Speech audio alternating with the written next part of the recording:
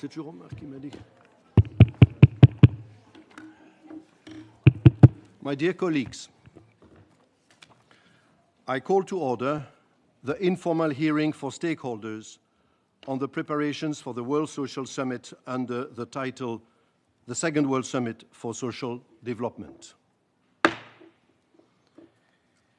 And as we all know, that World Summit will be held in Doha, Qatar in November 2025.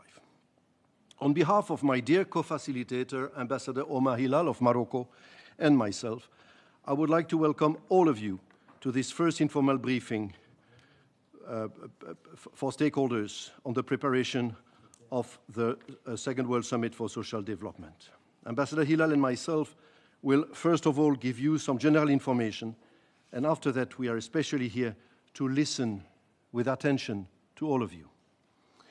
By his letter dated 8th of October, the President of the General Assembly reappointed Ambassador Hilale and myself to facilitate the negotiation process of the outcome document of the WSSD in an open, inclusive, and transparent manner, with a view to agreeing to a concise, action-oriented political declaration to be adopted by consensus in Doha. We thank the PGA, His Excellency Philemon Yang, for his confidence in us, and we reiterate the importance we hold to you and our dedication to ensure that all relevant stakeholders engage meaningfully in this process.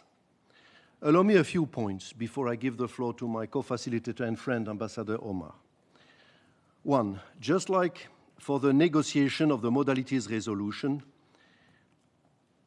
we are starting the process leading to the outcome document by listening first to member states. We had a similar informal meeting with member states last month, and today with you, stakeholders, to hear your initial expectations and comments on the intergovernmental process towards the summit. We did this as soon as was feasible after the high-level week, so that also you can give your open input from the start of the process. We have a full year in front of us, so we are starting early. We do this in full transparency with the membership, and we want to allow all of you on all parts of the process to give your points of view, and we will take that into account in the roadmap, format, process, and content. My second point is that for the political declaration of the summit, we will again be guided by full transparency, inclusiveness, and pragmatism. Point three, all of us, I think, want an ambitious outcome for the WSSD.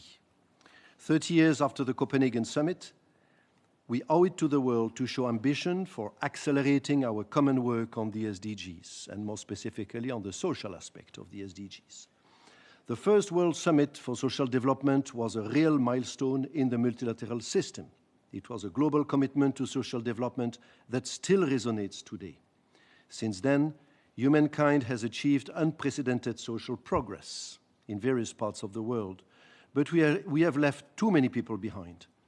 Just to mention a few points, extreme poverty remains, there are not enough decent jobs, inequalities persist, and 4 billion people today are still entirely uncovered by social protection. In all countries, in the north, the south, the east, and the west, people's sense of safety and security is at a low. We all notice it. We are at a pivotal point of history. Next to insecurity, also mistrust, my dear colleagues, in the multilateral institutions, that is to say, in our work, is rising. These trends can only be halted by collective action, leaving no one behind. In Qatar, we must look to where we stand, but also where we want to go and how to get there.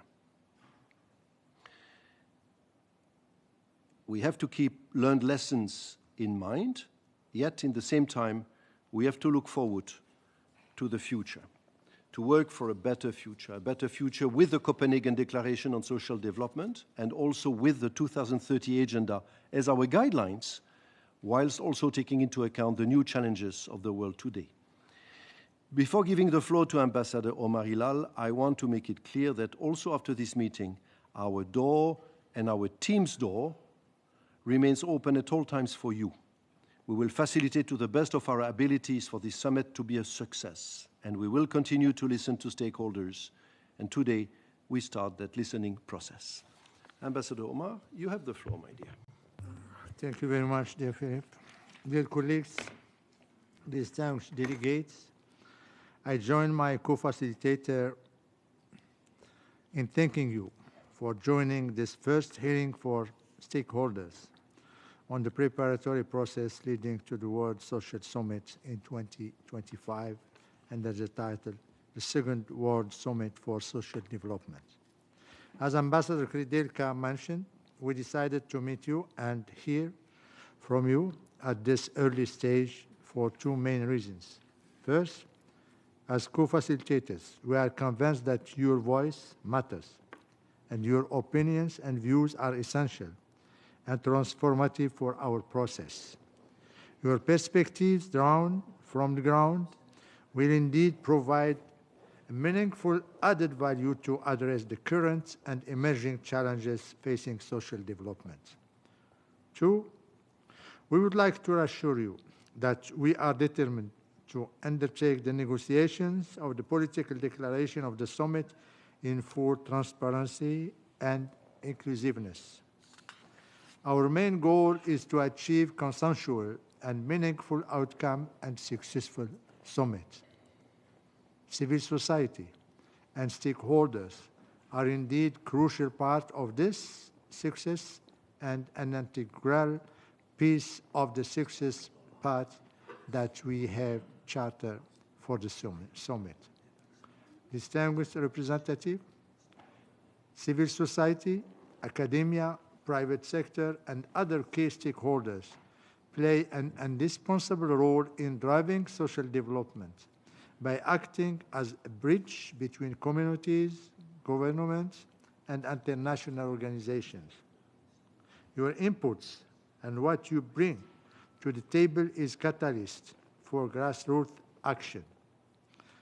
You bring a wealth of expertise, innovation, and local knowledge, fostering accountability and transparency while advocating for social justice, human rights, and equity.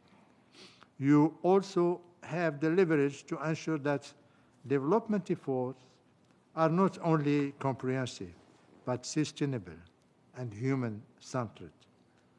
The months ahead will be very determinant and crucial for the success of the summit.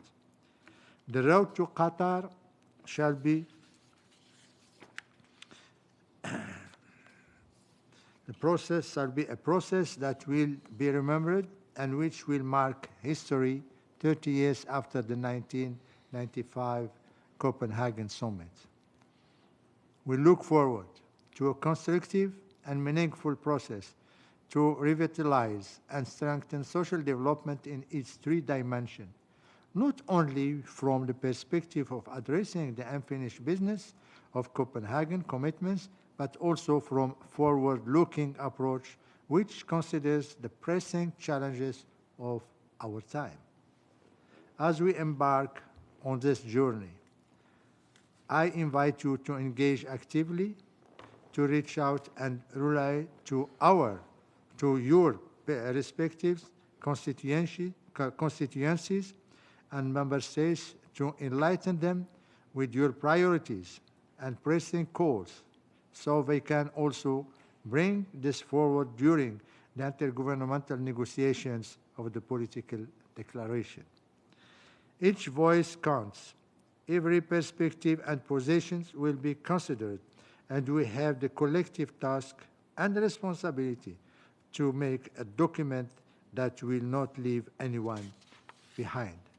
Finally, I would like to flag that this will not be the last hearing. We aim to keep engaging and hearing from you in the next phases of this preparatory process. We are all ears to hear from you. The floor now is open. There is no pre-established list of speakers. Instead, you are invited to press the microphone button and request the floor and present yourself. In order to allow all the speakers to take the floor, please note that the time limit for intervention is 3 minutes. So the floor is stakeholder 4. You have the floor, sir. Thank you, Your Excellencies. And thank you for convening this informal meeting. It's really important to engage with us, the civil society, and I represent the International Federation for Family Development, IFFD, that we are present in 68 countries, and we would like to ask, what steps should we take to be included on the list of representatives for the summit following on the modalities resolution? And how can we submit and follow up on the inputs on innovative approaches on social development, including a family perspective on social policy making? Thank you. Thank you very much for the question and for being very short. We appreciate it a lot. Stakeholder 97. Thank you, Chairs. I am from AARP, the largest nonprofit, nonpartisan organization dedicated to empowering people to choose how they live as they age. The Copenhagen Declaration on Social Development notes that older persons may be particularly vulnerable to social exclusion, poverty, and marginalization. But that's all. Since then, much has changed. First of all, there are now more older persons than children under 5. A person born today in Europe has a 50% chance of living to be 100 years old. And by 2030, 80% of the world's older people will live in low and middle income countries. Older persons have an important role to play in strengthening all 3 elements of social development: poverty eradication, full and productive employment, and decent work for all, and social inclusion. In particular, older women who have lived for decades with the cumulative effects of multiple discriminations across their lives. We were disappointed to see that older persons and their representative organizations were not recognized as one of the groups specified to be encouraged to join member state delegations to the summit in the modality resolution in July. Global aging is only a problem if we ignore it. It's really an opportunity. We urge 2 things. First, the inclusion of older persons' representative organizations and civil society throughout the processes leading up to the summit. And second, the inclusion of older persons in poverty eradication, older persons' explicit inclusion in full and productive employment and decent work, and older persons' social inclusion. The world looks very different than it did for Copenhagen, and our work should reflect that. Thank you. Thank you very much for your intervention and question. Stakeholder 28. Good afternoon. Thank you. My name is Shea Gopal. I'm the permanent representative of the International Organization of Employers. Distinguished co-facilitators, excellencies, and colleagues, I thank you for this opportunity as we try to shape the political declaration for the World Social Summit. I am speaking on a group of businesses of all sizes, industries all over the world, representing the real world economy and enterprises that provide livelihoods to billions of people. I'm also the co-chair of the Business and Industry Group. But we have a few areas, 5 key priorities that we feel that are essential for an impactful and actionable political declaration. First, the recognition of private sector as the backbone of sustainable development. Enterprises, micro, small, medium-sized, are the main providers of employment. Without sustainable enterprises, there are no jobs. Without jobs, there's no pathway to poverty reduction. Businesses drive investments, innovation, and growth. They are key for societies to prosper. Second, we call for an effective labor market governance. A functioning labor market requires trust in public institutions, sound policies, and modern regulations. This includes fighting corruption and ensuring equitable and sustainable labor markets. Third, a recognition of employers and workers' organizations, social partners anchored in the real economy, are key to driving economic and social progress. Fourth, the critical importance of investing in skills development. Education is not just the foundation of our societies, it is the fuel that powers progress. In today's changing world, we must adapt, innovate, and thrive. Education is key. Fifth, recognition that productivity growth drives social justice. Improving productivity creates opportunities for employment, lifts living standards, and reduces poverty. As one of the constituents of the ILO, employers contributed to the ILO input of the World Social Summit recently at the governing body. We particularly welcome the inclusion of placing sustainable enterprises and economic development as the core to poverty reduction. Also, we commend the emphasis on productivity-enhancing measures, skills development, and MSME support. Finally, we support SMEs. These enterprises are the livelihood of all economies. We must succeed. Thank you very much. Stakeholder 27. Good afternoon. Thank you very much, Your Excellencies, distinguished delegates, members of civil society here. Thank you for this opportunity to speak ahead of the Second World Summit for Social Development coming up. My name is Alex Campbell. I'm the Washington Office Director of the International Trade Union Confederation, representing nearly 200 million workers in nearly 170 countries across the globe. And the major global challenges we face today, challenges that threaten sustainable development and multilateralism itself, are intimately linked to the world of work. The geopolitical tensions and instability in nearly every region of the world, and ultimately the difficulty of achieving the Sustainable Development Goals, are profoundly connected to questions of the creation of decent jobs, the provision of social protection, and the distribution of the wealth produced by work. And in response to these global challenges that we all face, the ITUC, in its 2022 World Congress, called for a new social contract. The key principles of this new social contract are entirely in line with the calls laid out in the UNSG's Our Common Agenda and the Global Accelerator for Jobs and Social Protection and Just Transitions. These include the creation of decent, climate-friendly jobs with a just transition, rights for all workers, living wages, universal social protection, equality, and inclusion. And the response to these global challenges that we all face that comes out of the Second World Summit for Social Development should be in line with this new social contract.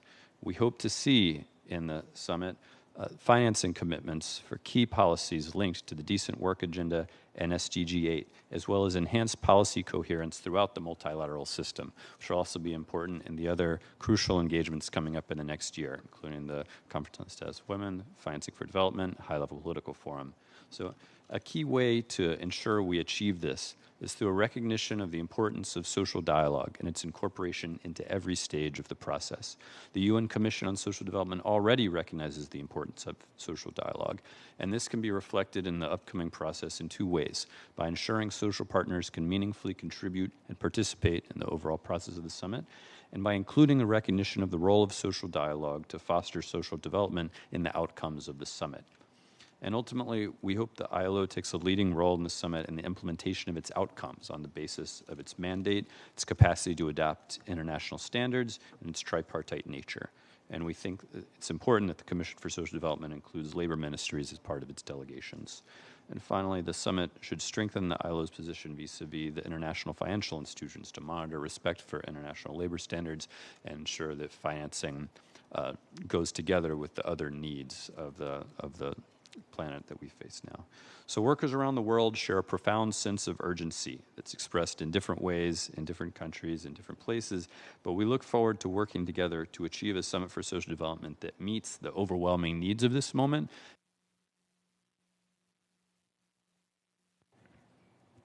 Thank you very much. Stakeholder 39. 39. Yes, 39. My name is Cynthia Stewin, representing the International Federation on Aging and a number of other aging groups here. I really want to commend this opportunity for early input into the summit, the Second World Summit, and also for your emphasis on full transparency and inclusion, not to leave anyone behind. I have to say, it wasn't demonstrated very well in the Pact for the Future, when older persons deserve only one mention in that pact. It's a disgrace. And what I'm hoping for is that you will truly, truly listen and involve older persons, because I think we need the lifespan approach. It shouldn't be youth versus middle age versus older age. It should be all of us planning for the future, because the youth of today are the older persons of tomorrow. And quite frankly, we older persons want to change that for the future generations. So I do hope you will involve us. And just as my colleagues from AARP articulated the demographics, you've heard them over and over. But if we do not change the way we involve older persons, because we too can innovate, we too can provide to the economies, and do provide to the economies of all ages. So let's do it together, and I think you have the opportunity to make that transformation in Doha. Please do so. Thank you. We will do, inshallah. So, stakeholder 110.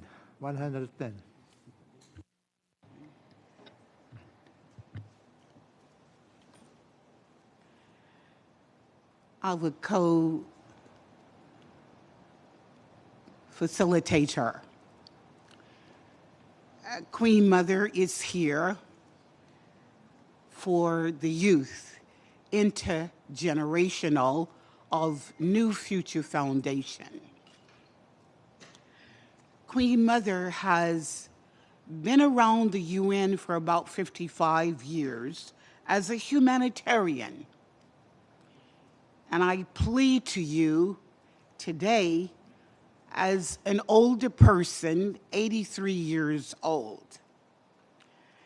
Going to the Olympics in Paris just shortly with 59 youth from 59 countries in Montpellier, France, and listening to the voice of the young people.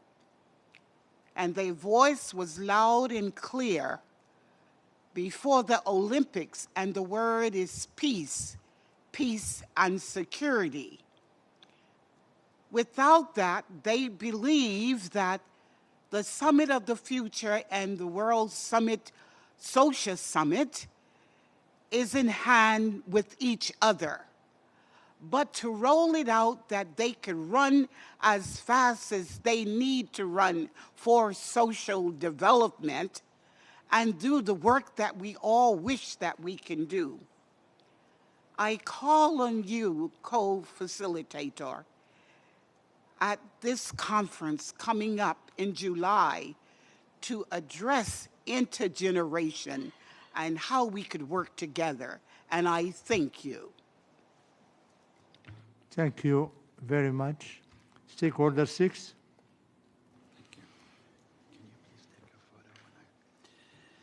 Good afternoon, Excellencies and colleagues. My name is Sayyid Ali Ghazwini. I represent many NGOs, including Development and Relief Foundation.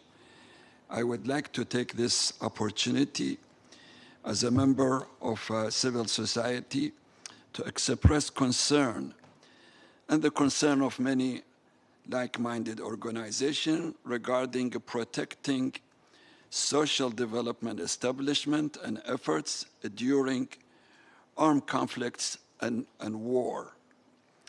My organization would like to propose that part of the declaration at the summit, at the World Social Summit, should include an article that mandates the respect of aid relief during armed conflict, and the protection of civil establishments such as schools, hospitals, and places of worship. Thank you. Thank you very much. Stakeholder 3. Thank you very much for this opportunity. As my colleague who spoke first, I come from the International Federation for Family Development, but he is in New York as our representative. I came all the way from Europe, and my role is advocacy talent acquisition. I want to address the contribution of academics in showing the role of families so that they can be really engaged. I coordinate the work we are doing with 18 universities in 3 continents to provide social protection to families in a more efficient way. And that's why I want to offer our collaboration as much as we can to help this summit to reach the goal of really engaging families into social development. Thank you very much. Thank you very much, sir. It's now my pleasure to give the floor to stakeholder number 65, please. Good afternoon, and thank you so much for convening this informal briefing. I am speaking on behalf of the Center for Family and Human Rights. In the recognition of the centrality of the family to social development, we expect at the summit to fully recognize the family as the natural and fundamental group unit of society, entitled to protection by society and the state, as recognized in the Universal Declaration of Human Rights and enshrined in binding international law. It is important to remember that social development must have its roots within societies themselves, not seen as a thing to be imposed from the top down, whether from national governments or international institutions. Governments and multilateral bodies have a role to play in creating the enabling environment for human flourishing, including by maintaining peace, providing key infrastructure, and maintaining the rule of law. Nevertheless, it is enshrined in the founding documents of the United Nations that it is the family that is the natural and fundamental group unit of society and must be protected by society and the state. The Copenhagen Declaration notes that the social development requires continuous efforts to reduce and eliminate major sources of social distress and instability for the family and for society, and lists some of the threats that must be addressed, including corruption, organized crime, hunger and malnutrition, and illicit trade in drugs and weapons.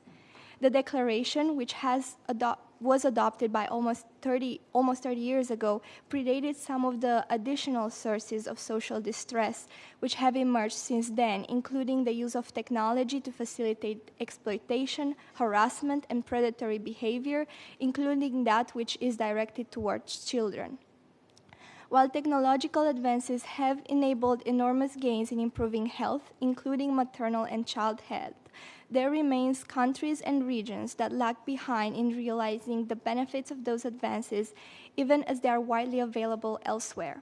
Meanwhile, emerging health technologies have created moral, bioethical, and legal concerns.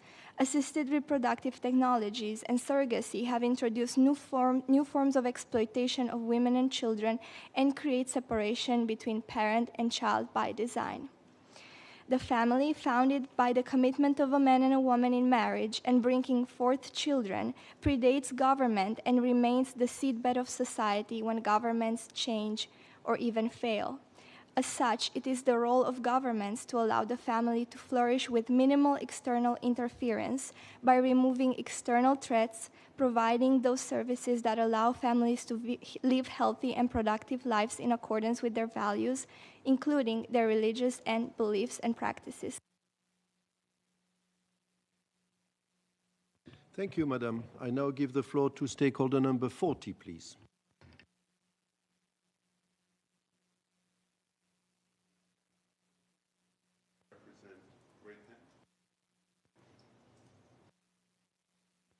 My name is Jack Kupferman. I represent Great Panthers, and I'm co-chair of the Stakeholder Group on Aging. The Stakeholder Group on Aging is one of the constituency groups with regard to advising on the Sustainable Development Goals, particularly with regard to older persons. Now, the World Social Summit offers an opportunity to possibly correct the omissions that have been happening for quite some time. Let's remember, there are 900 million older people currently living on the planet. And everybody, including everybody on the dais, and including the co-facilitators, are aging. Yet, those concerns have been ignored, and the needs have been ignored. This is not an acceptable way for the progress of humanity. Now, one of the things that is a benefit for the inclusion of the concerns of older persons is that the world has the opportunity to make adjustments to the global economy. Let us focus on a longevity economy, which acknowledges the concerns of older people, and let's kind of adjust it so that it benefits increased economic prosperity for all generations. An example of that would be the care economy. Older people are not just burdens, they are resources. And they do also have health needs. The people who care for them are part of the economy. Those things are, they work together. They are not mutually exclusive. And the World Social Summit has the opportunity to specifically help with implementation of the Sustainable Development Goals. During the Pact for the Future, there was an emphasis on the constituency of youth. Understandable. Makes a lot of sense. But what about the old people? What about us? Where are we? Is this about leave no one behind, or have older people been left behind? We have that opportunity to rectify that now. So I just wanted to say thank you very much for giving us the opportunity to move forward, and we look forward to having a meeting with the co-facilitators to go into more detail. Thank you. Thank you, sir.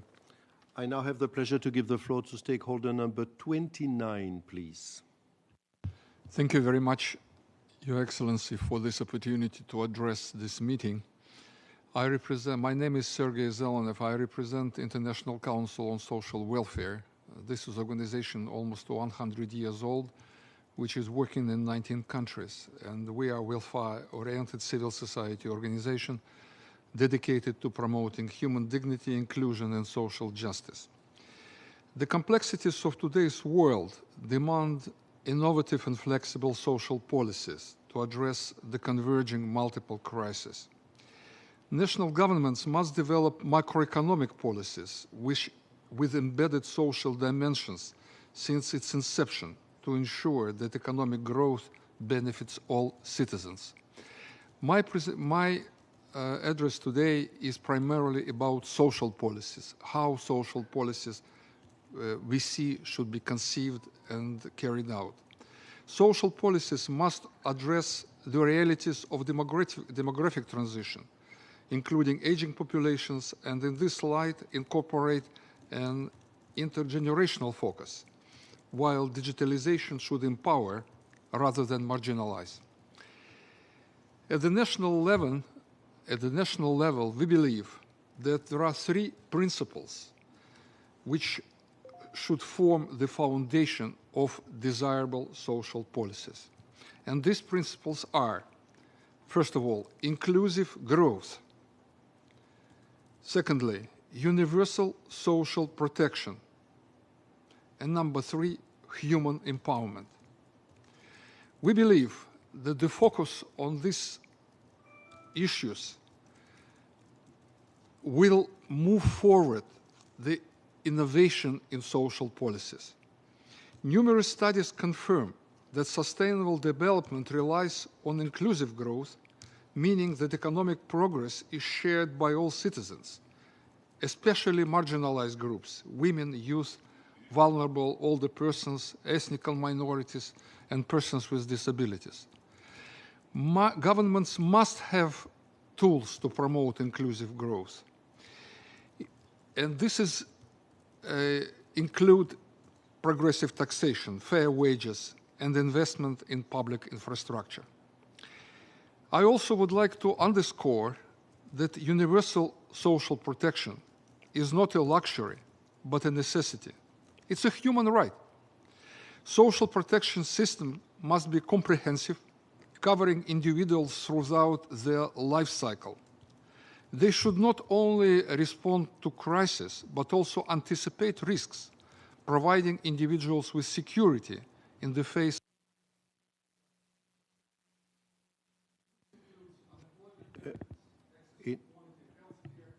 I'm sorry to interrupt, but in the interest of the group, to allow as many people as possible to take the floor, we limit the speak time to 3 minutes. And can I ask you to conclude, perhaps, please?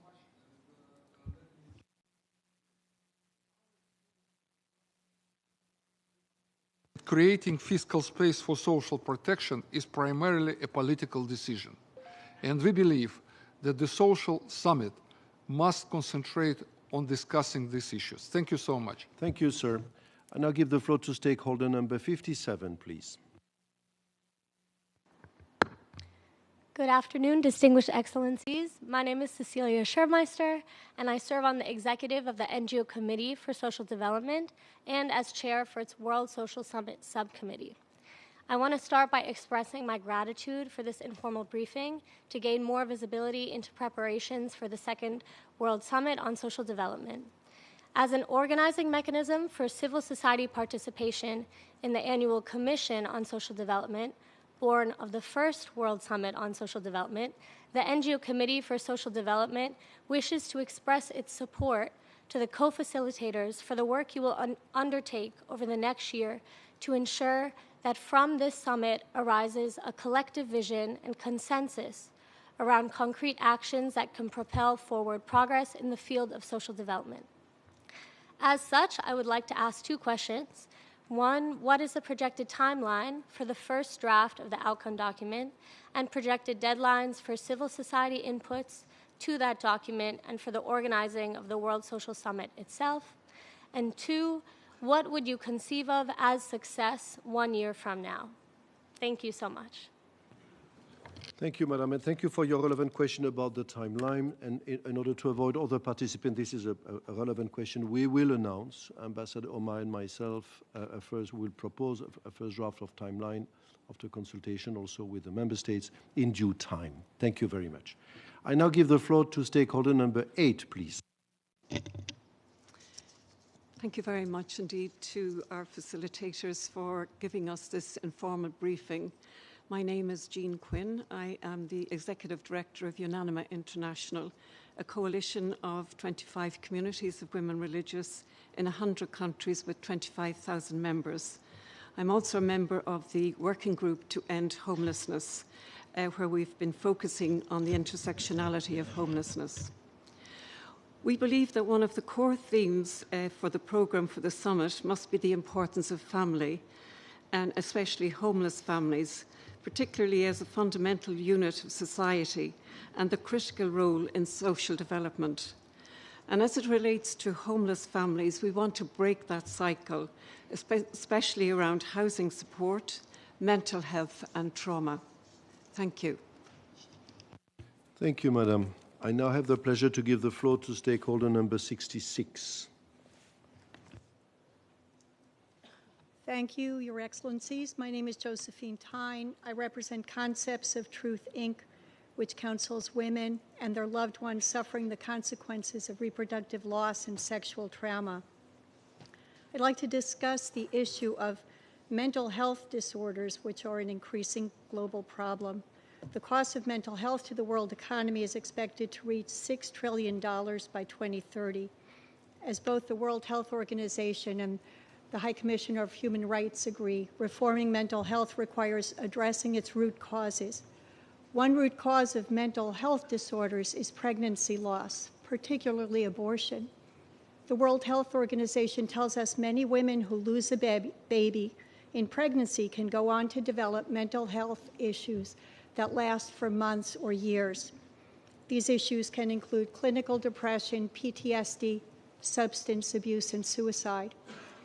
The harms of abortion have been widely documented in peer-reviewed global research and corroborated by the sworn testimonies of many, many thousands of women submitted in affidavits to the U.S. Supreme Court as well as state legislatures, and corroborated among the more than 20,000 callers to Concepts of Truth's crisis helpline.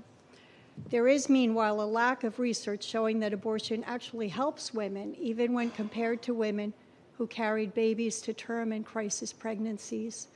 How is it that we're told that abortion is safe, that it helps women, that it should even be considered a human right? The answer is that the nature and extent of abortion's harms is suppressed by the lack of reliable mental health reporting, by the exclusion of significant risk factors in research studies, and by the absence of regular mental health screenings after pregnancy loss. Failing to provide women and their loved ones the information they need to make informed decisions about abortion hurts them. Failing to recognize the significant mental health harms of pregnancy loss denies women a voice and prolongs their grief. We must help women to make informed choices for themselves and for future generations. Thank you for this opportunity to speak. Thank you, Madam. I have the pleasure to give the floor to stakeholder number 106, please. Dear co-facilitators, thank you for offering me the opportunity to speak. I represent the G4 Alliance for Surgery, Obstetric, Trauma and Anesthesia Care, an umbrella organization representing 80 surgical organizations from around the globe. We would like to commend the work of the co-facilitators in preparing for the summit and for taking the time to convene this informal hearing. As a physician myself and representing health workers from around the globe, I would like to draw the attention to the interlinked nature of poverty and health inequalities. An aging population comes with their own health challenges, including non-communicable diseases and an increased number of injuries. The financial cost of not attending to the health needs of the elderly is immense and reaches 5% of the GDP in some countries, while the cost of providing social coverage and publicly funded health insurance is much less. By not offering the needed health care coverage, many elderly will be driven into poverty or pushed further into extreme poverty if already poor. We believe that if member states are truly dedicated to tackle the challenge of poverty, this can only be done by including healthcare providers and health policymakers in the process from the early stages. We would like to use this opportunity to ask how the co-facilitators plan to include the health civil society in preparatory meetings and discussions, assure opportunities for health civil society to attend the summit, and assure sufficient coverage of health challenges faced by populations globally in the final outcome document of the summit. Thank you. Thank you, Doctor, and thank you for your questions. I now give the floor to stakeholder number 78. Thank you very much, co-facilitators. I'm Yugratna Srivastava, and together with my colleague Sameh from Egypt, we serve as the two elected organizing partners for the Major Group for Children and Youth. It is really an honor to speak with you today. MGCY, or Major Group for Children and Youth, serves as the designated constituency that engages youth in various processes at the UN. With membership of over 20,000 youth organizations, our coordination team has focal points of over 30 plus youth constituencies in the UN, ranging from Migration, Youth and Children Platform to IOM, to CSW Youth Group, to UN Women, and others. There are a few points we wish to raise today. First, building on what co-facilitators said in their statement, we see the role of young people as rights holders in the process, both to bridge the gap between intergovernmental organizations and governments, but also to be represented in their own rights as rights holders to these processes. Secondly, we would like to highlight some premise of engagement of civil society, which must be designated, rights-based, legally mandated, and well-resourced, drawing upon the principles and barriers of meaningful youth engagement approved by the UN.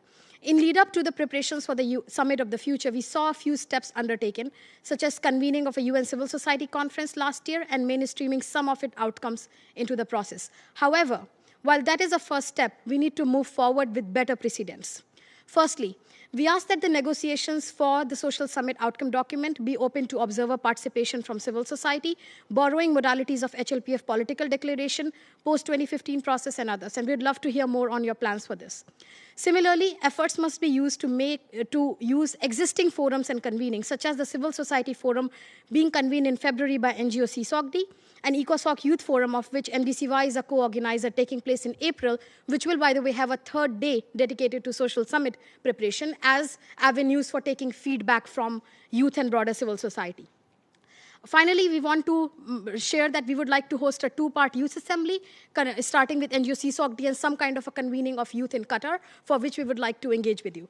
And since a lot has been said on this topic, MGCY wants to reaffirm its commitment that denial of young people's access to SRHR and their bodily autonomy is a critical violation of human rights and undermines progress towards gender equality. As we marked ICPD 30 last year, and we are marking Beijing plus 30 next year, we call on member states to take measures to guarantee SRHR and justice for all, ensuring young persons have rights to comprehensive sexuality education and full range of SRHR services free from stigma and discrimination. We call upon you to eliminate all legal, structural, financial, and systemic barriers to SRHR, including out-of-pocket expenditures, third-party consent, and criminalization of abortion on lead up to the social summit. The language on SRHR, which we included in PACT, which we included in ICPD plus 30, which will be moving into CSW as well, must be taken forward to social summit. They cannot be a backsliding on choices and rights. Thank you. Thank you, Madam. Your comments and questions have been duly noted. I now have the pleasure to give the floor to stakeholder number 31. Madam. Good evening. My name is Farah Arabe, and I'm here representing Make Mothers Matter, a nonprofit organization founded in 1947, and through our member organizations reach approximately 10 million mothers worldwide. From our perspective, a successful World Social Summit declaration will include a focus on relationships, particularly early relationships, as engine of global change. Science is clear.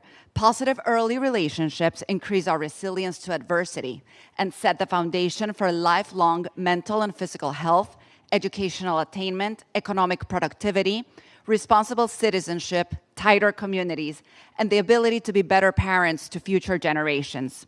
In other words, a mother's love is a critical engine of economic equity, health, and peace that scales and regenerates from one generation to another. We ask that the World Social Summit highlight and elevate policies that have the connection between parents and young children at the center. Policies that protect the relationships between parents and infants, including through parental and early childhood well-being, are in essence protecting the foundation of human development, and we make a call for these to be discussed at the highest levels of global development policy. Thank you. Thank you, Madam. Colleagues, Ambassador Omar and myself, we, of course, are very happy to listen today to stakeholders to the preparation of the World Summit on Social Development. In stakeholders, they are civil society practitioners. We were happy to give priority to the representatives of civil society practitioners today. They are also the UN system, UN organizations, agencies, funds, and programs. So if civil society no other civil society practitioners wishes to take the floor, I will now have the pleasure to give the floor to number 8, which is from the UN system, WHO. Yes, colleague, please.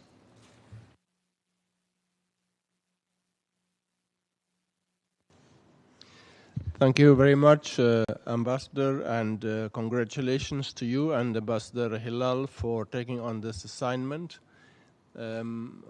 I was very gratified to hear many of the speakers thus far refer to physical and mental health and the importance of health for social development.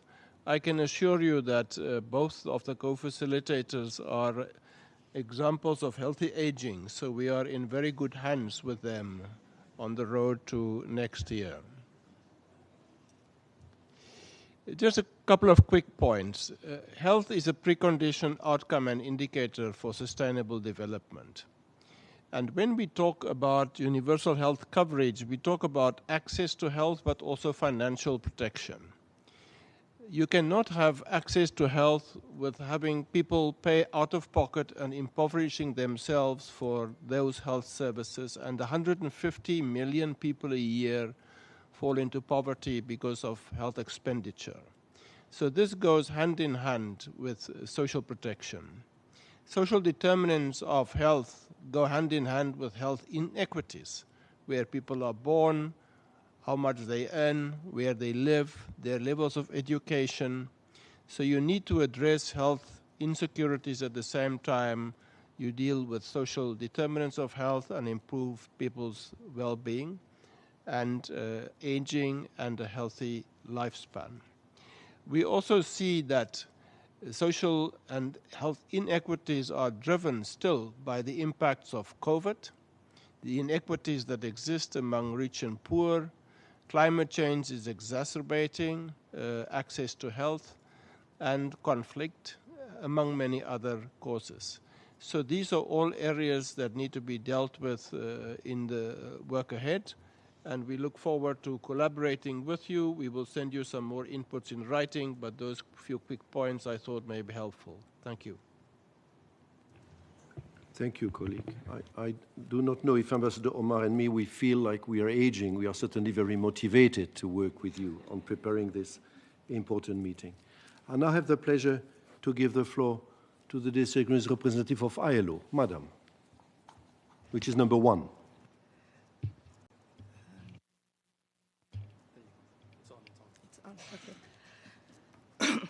Dear co-chairs, the International Labour Organization is really honored to join this very important dialogue on the Second World Summit for Social Development.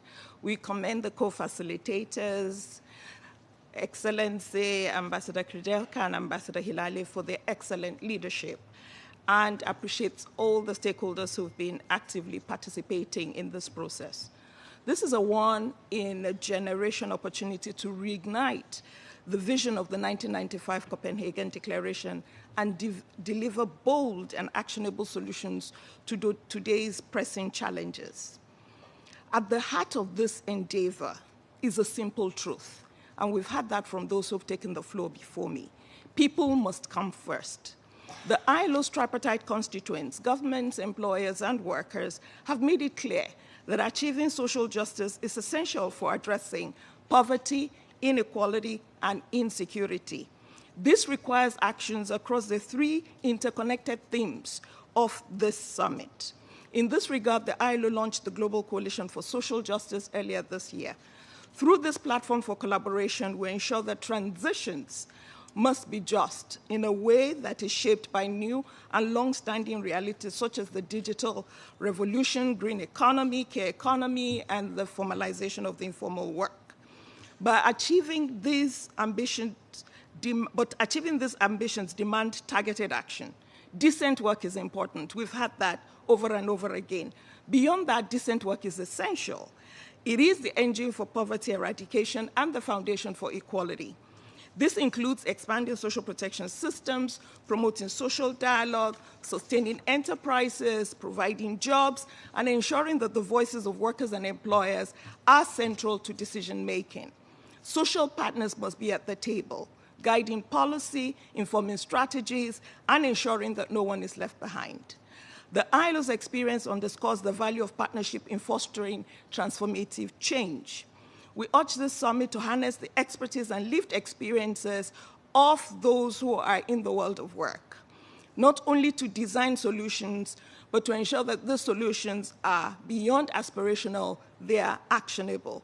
Looking ahead to 2025 and beyond, the ILO stands ready to support member states and stakeholders in shaping the desired outcomes. We have the tools, we have the knowledge, we have the tripartite constituents. Now is the time to act. Together, we can strengthen the social dimension of sustainable development and create a future where opportunity is universal, dignity is respected, and indeed, no one is left behind. Thank you.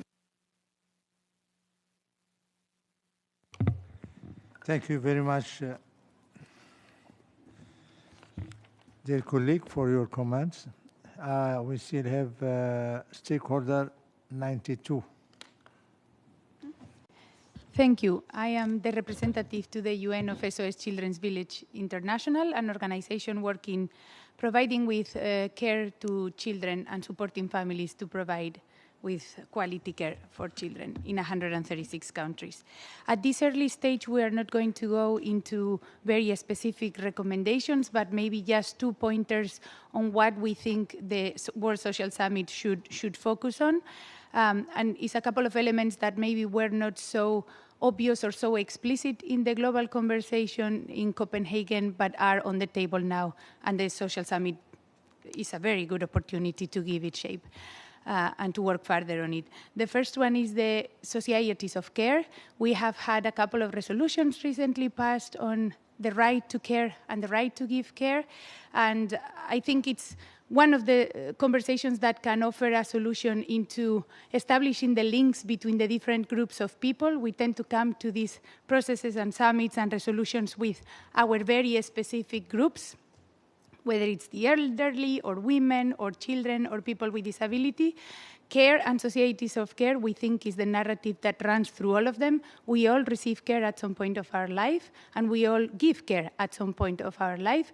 And social development is precisely how the government cares for their citizens and how we care for each other. So how to include the whole conversation about care economy and care societies and care and support would be an element to include in the World Social Summit and its outcome. The second topic has been mentioned by a couple of stakeholders, which is the topic of trauma. We see an increase, a very worrisome increase across societies and countries in mental health problems, especially on teenagers and young people. And this is not anymore an individual problem, but a social problem. The mental health crisis is a social crisis, is the result and the cause of a social crisis, and we think, and we see in the World Social Summit a unique opportunity to address the issue of how social protection and developed societies prevent and address trauma and mental health crisis. And we wonder if the failure in completing the job of what was established in Copenhagen and for young people and teenagers to feel abandoned by their governments and unprotected by their governments and other social actors are part of the mental health crisis. So working with young people and children and the ones of us representing them would be important to understand not only the opportunity of the World Social Summit gives us, but the cost of not. Thank you very much. Stakeholder 54.